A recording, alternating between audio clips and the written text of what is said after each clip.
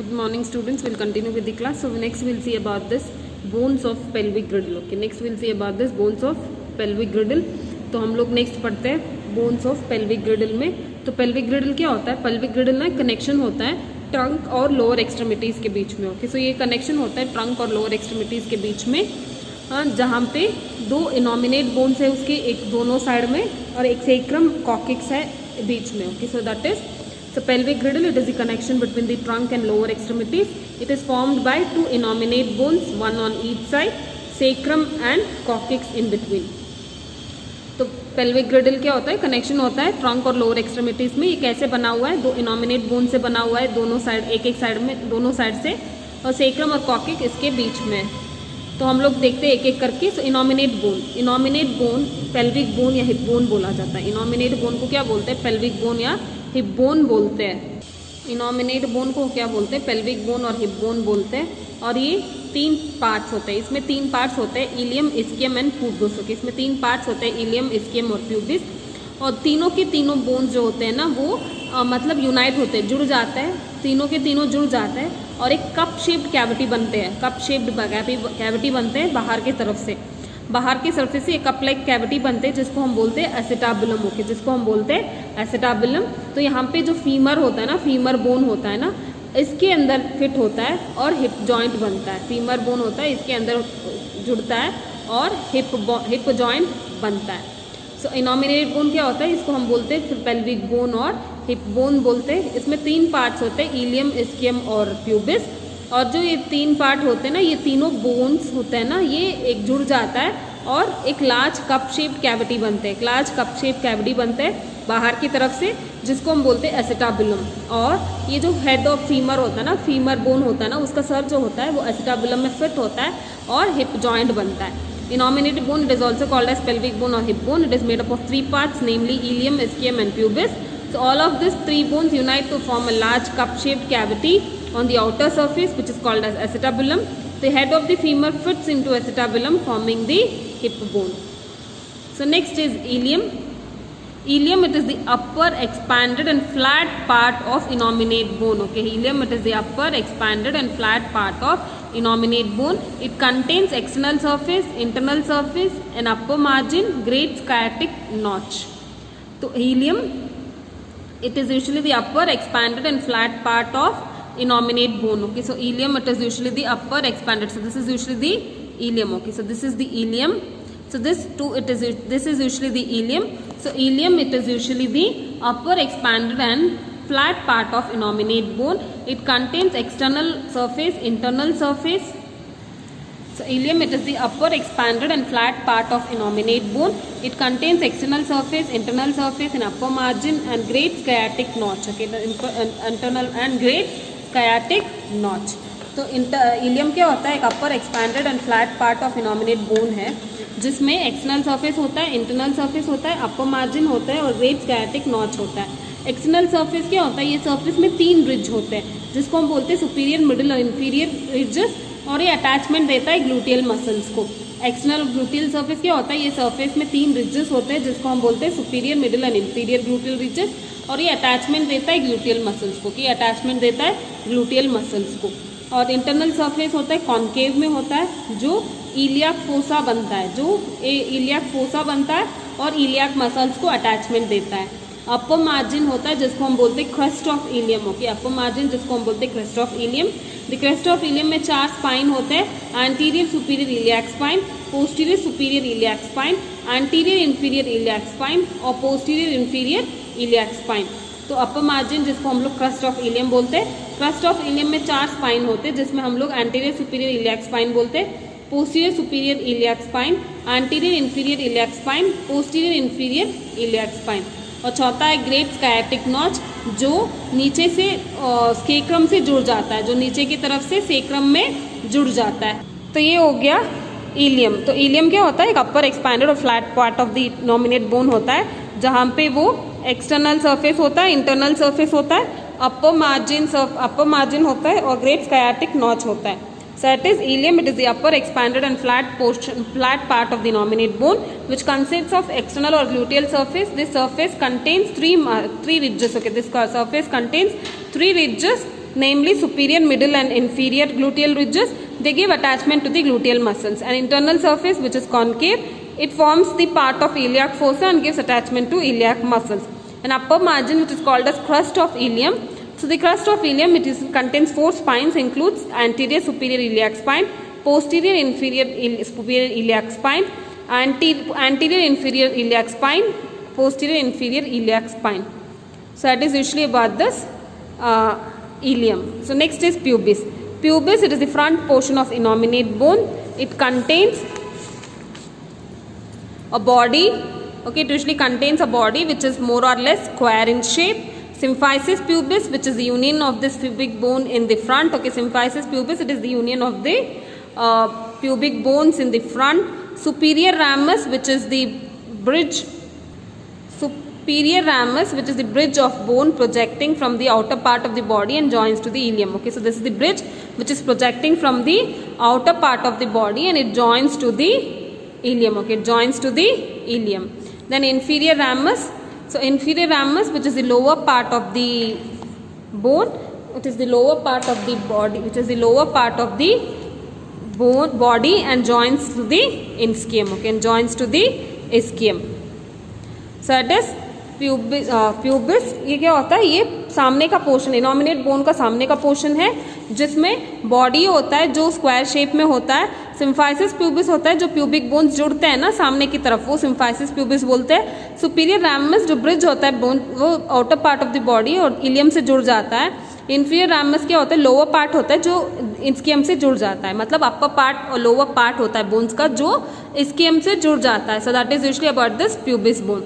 So next is ischium. Ischium, it is the solid portion of the lower and back part of the innominate bone. Okay, so this ischium, it is the lower and back part of the innominate bone. So this usually contains a body, tuberosity of ischium and spine of ischium.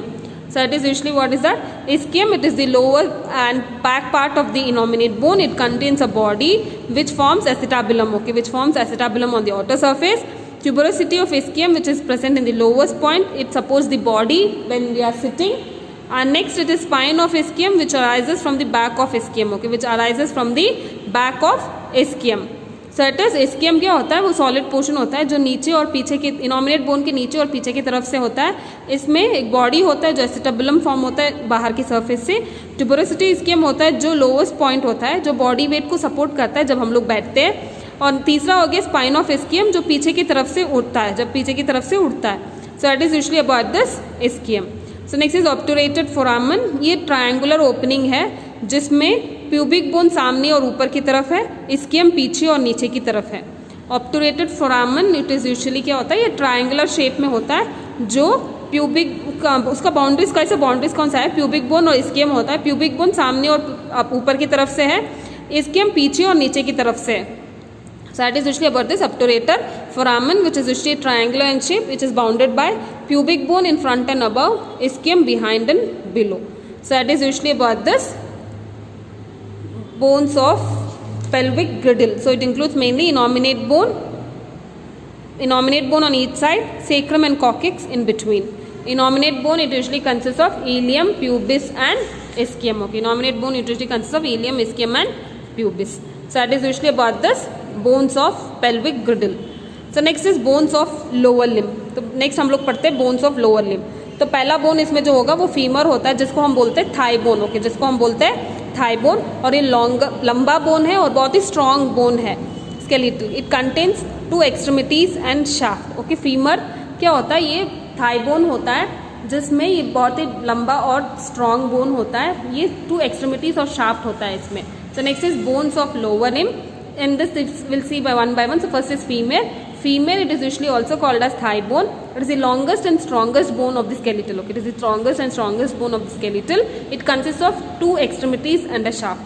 So हम लोग देखते हैं ये कौन से अपर extremities. पहले हम लोग अपर एक्सट्रीमिटीज पढ़ते हैं. अपर एक्सट्रीमिटीज में पहले हेड होता है, नेक होता है, और उसके बाद ग्रेटर ट्रोकैंटर होता है और lesser trochanter, anterior and posterior intra trochanter होता है.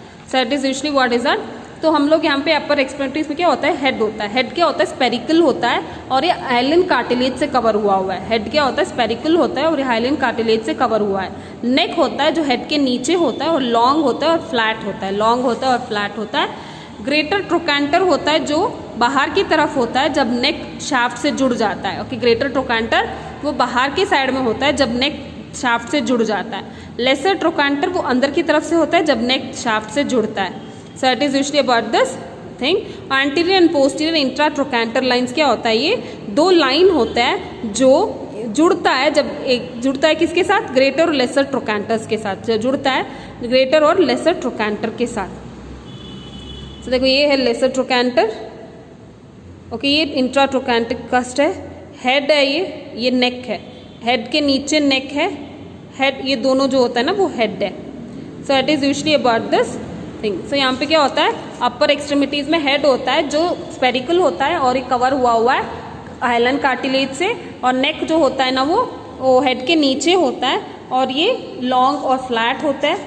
उसके बाद ग्रेटर ट्रोकैंटर होता है जो मतलब आउटर साइड में होता है, जो नेक से जुड़ जाता है शाफ्ट से। ओके, आउटर साइड में होता है जहाँ पे नेक से जुड़ जाता है शाफ्ट से।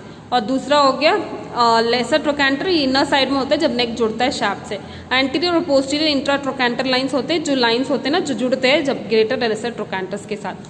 So it is usually two extremities and shaft will be there. So upper extremities it usually includes head, which is spherical and covered with hyaline cartilage, and neck usually lies below the head and is long and flat. Greater trochanter it is usually on the outer side when neck joins the shaft. Lesser trochanter it is usually the inner side when the neck joins the shaft. Anterior and posterior intratrochanteric lines are the lines which unite together when with greater and lesser trochanter. So next हो गया shaft.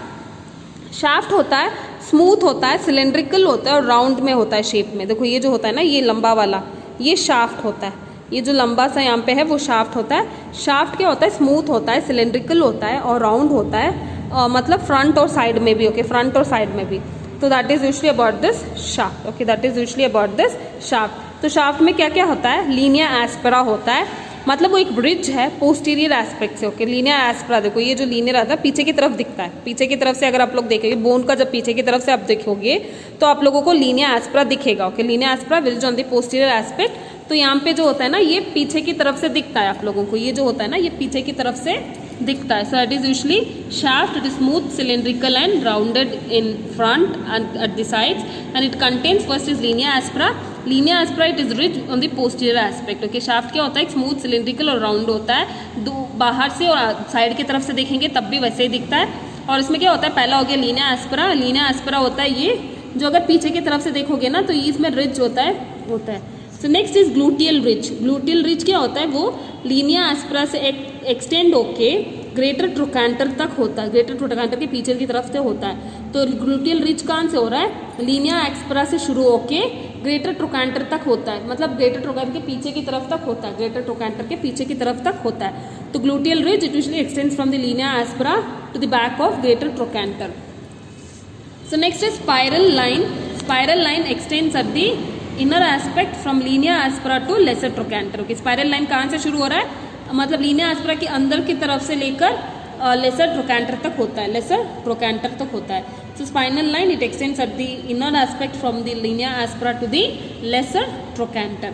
So it is shaft. It is usually smooth, cylindrical, rounded in front and at the sides. It contains linear aspera which is ridge on the posterior aspect, and gluteal ridge which extends from linear aspera to the back of the greater trochanter, and then spinal line which extends at the inner aspect from linear aspera to lesser trochanter. और दूसरी next extremity है lower extremity. तो इसमें क्या होता है, medial और lateral condyles होता है जो एक ईच साइड में होता है, मीडियल और लैटरल कॉन्डाइल होता है जो ईच साइड में होता है। इंटरकॉन्डेलायर नॉच होता है जो पीछे की तरफ से होता है और ये दो कॉन्डाइल्स को सेपरेट करता है, ये दो कॉन्डाइल्स को सेपरेट करता है। और तीसरा हो गया अबडक्टर ट्यूबरकल। ये स्मॉल ट्यूबरकल है जो मीडियल कॉन्डाइल के ऊपर है, स्मॉल ट्यूबरकल है जो मीडियल कॉन्डाइल के ऊपर है। That is usually about this abductor tubercle. So next is patella surface. This separates the two. ये क्या होता है, ये दो कॉन्डाइल को सेपरेट करता है सामने की तरफ से। ओके, दो कॉन्डाइल को सेपरेट करता है सामने की तरफ से। पॉप्लिटियल सरफेस क्या होता है, ये कॉन्डाइल के ऊपर होता है मगर पीछे की तरफ से। ओके, कॉन्डाइल के ऊपर होता है मगर पीछे की तरफ से। सो एट इज लेसर एक्सट्रीमिटी में क्या होता है, मिडल एंड लैटरल कॉन्डाइल्स होते हैं जो एक दूसरे साइड में होता है। इंटर कॉन्डेलार नॉच होता है जो पीछे की तरफ से होता है, जो सेपरेट करता है दो कॉन्डाइल्स को। अडक्टर ट्यूबरकल होता है जो स्मॉल ट्यूबरकल होता है, मिडल कॉन्डाइल के ऊपर होता है। ओके, मिडल कॉन्डाइल के ऊपर होता है। और नेक्स्ट हो गया पटेलर सरफेस जो सेपरेट करता है दो कॉन्डाइल को। और उसके बाद पॉप्लिटियल सरफेस होता है जो दो कॉन्डाइल को सेपरेट करता है पीछे की तरफ से। तो देखो यहाँ पे ये हो गया, ये जो होता है ना ये मिडल कॉन्डाइल है और ये जो होता है ना वो लैटरल कॉन्डाइल है। मैं अबडक्टर ट्यूबरकल दोनों